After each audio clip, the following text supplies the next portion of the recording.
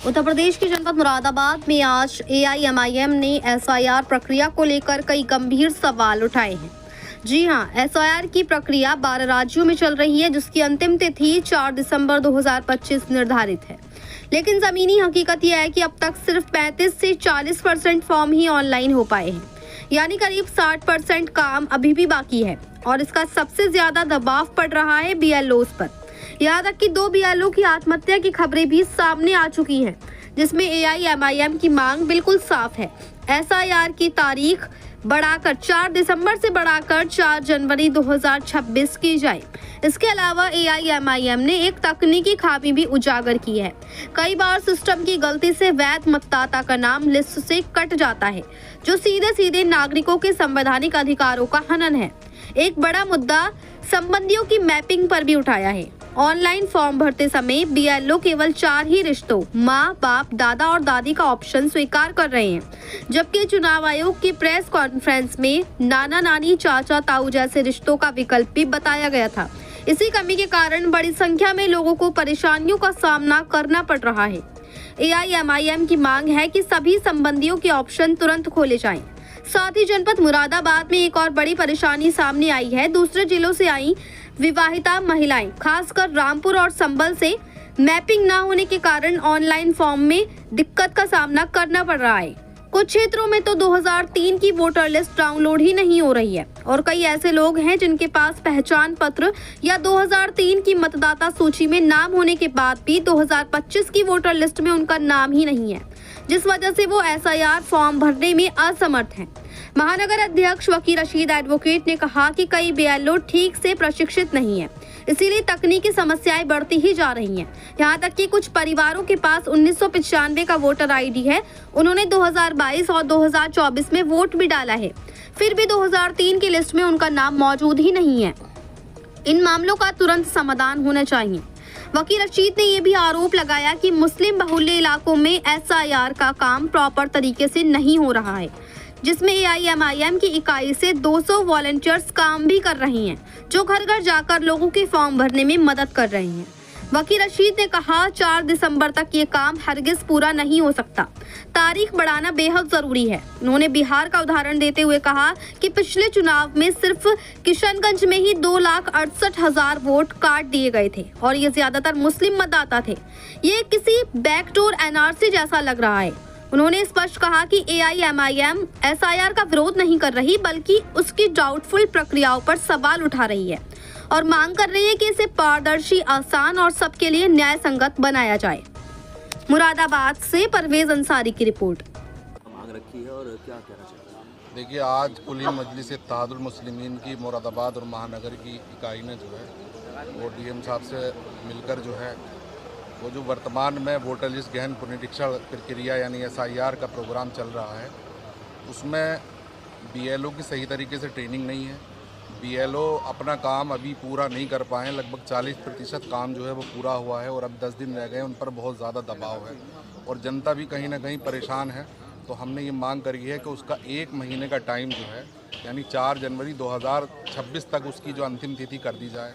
एक तो इस पर मांग की है। दूसरा ये है कि जो मुख्य चुनाव आयुक्त ज्ञानेश कुमार जी थे, उनकी प्रेस कॉन्फ्रेंस में और जो उत्तर प्रदेश के जो चुनाव आयुक्त थे उन्होंने भी अपनी प्रेस कॉन्फ्रेंस में ये बताया था कि जो सगे संबंधी हैं परिवार के, उनसे भी वोटर की मैपिंग हो सकती है। लेकिन जब उस फॉर्म को यानी गणना फॉर्म को वो जब अपने सॉफ्टवेयर पर डाल रहे हैं तो वहाँ केवल 4 रिश्ते आ रहे हैं, यानी दादा, दादी, माँ और बाप।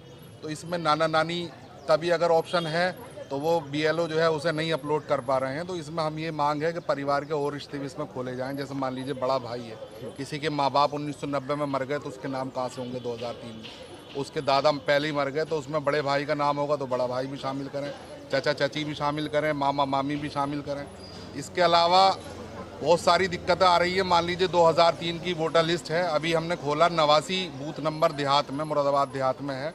उस पर जब हम उसकी वोटर लिस्ट डाउनलोड कर रहे हैं तो 89 मुरादाबाद नगर की डाउनलोड हो रही है, रेलवे स्टेडियम सेक्टर 5 की। इसी तरह कई वोटर लिस्टें ऐसी हैं 2003 की जो खुल नहीं रही हैं। इसी तरीके से कुछ वोटर ऐसे हैं कि जिन पे 1995 का वोटर आई कार्ड है और 2003 की लिस्ट में उनका नाम नहीं है, 2025 की लिस्ट में उनका नाम है। उन्हें गणना फॉर्म मिले, उनको पूरे परिवार के नाम काट दिए गए, जबकि उन्होंने 2024 में 2022 में वोट डाला।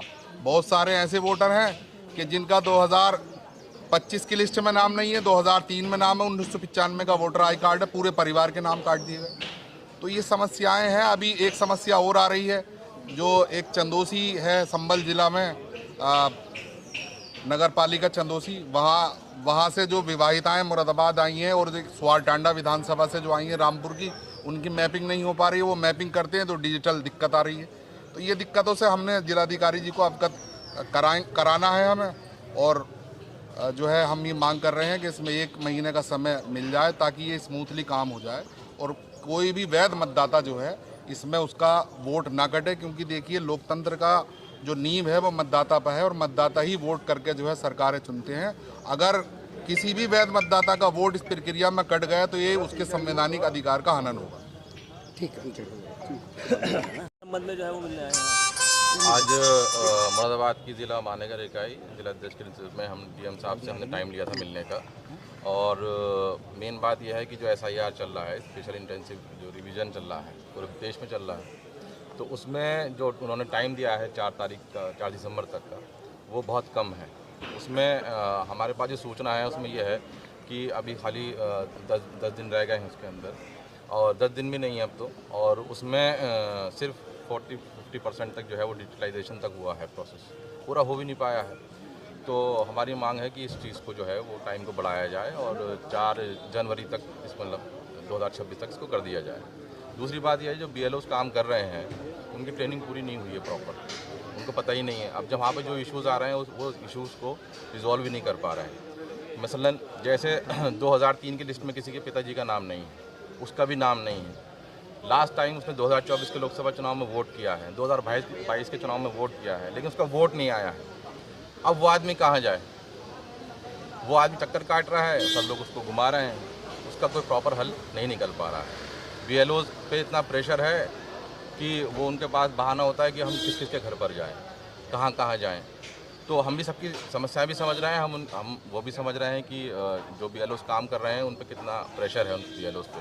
हमने सुनने में आया कि कितने कुछ BLO ने आत्महत्या तक कर ली इस प्रेशर में आके। तो उनके बारे में भी सोचना है प्रशासन को, शासन को। और ख़ास तौर से जो मुस्लिम बहुल इलाके हैं, उन मुस्लिम बहुल इलाकों में SIR का काम प्रॉपर नहीं है। मुरादाबाद की जो इकाई है, MIM की जो इकाई है, उसने बाकायदा 200 वॉलंटियर्स हमारे काम कर रहे हैं इस टाइम मुरादाबाद के अंदर, जो लोगों की मदद कर रहे हैं SIR फॉर्म भरने में, BLOs को भी कोऑर्डिनेशन के साथ कर रहे हैं।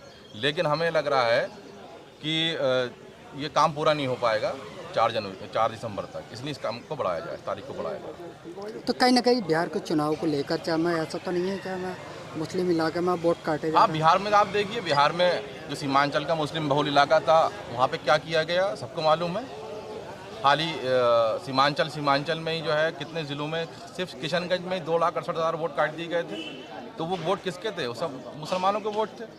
तो ये तो बिल्कुल एक बैकडोर NRC है जो चल रही है, हमें उस पर काम करना है लगातार। हम SIR का विरोध नहीं कर रहे हैं, SIR तो एक प्रोसेस है, वो पूरा होगा, लेकिन उसकी जो प्रक्रिया है वो डाउटफुल है भाई। वो पारदर्शिता होनी चाहिए। अब अमित शाह जी, हमारे गृह मंत्री जी, जब NRC का मैटर हुआ तो उन्होंने कहा था क्रोनोलॉजी समझिए।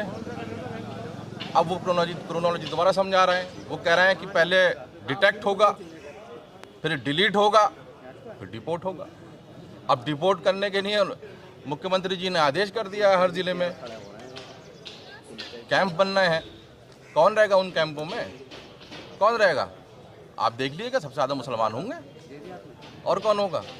इसलिए हमारी मुसलमानों से अपील है ख़ास तौर से कि वो बहुत ध्यान से अपने फॉर्म भरें और इस प्रक्रिया में पूरी तरीके से शामिल रहें और भारत को, देश को मजबूत करें। तो कहीं ना कहीं BLO के ऊपर कहीं ना कहीं दबाव पड़ गया बहुत ज़्यादा? बहुत दबाव है, BLOs पे बहुत दबाव है। उनकी प्रॉपर ट्रेनिंग नहीं है, पहली बात तो ये है। और जिन पर ट्रेनिंग है वो उनके पास एक वो होता है कि हम कहाँ जाएंगे, किस के पास जाएंगे।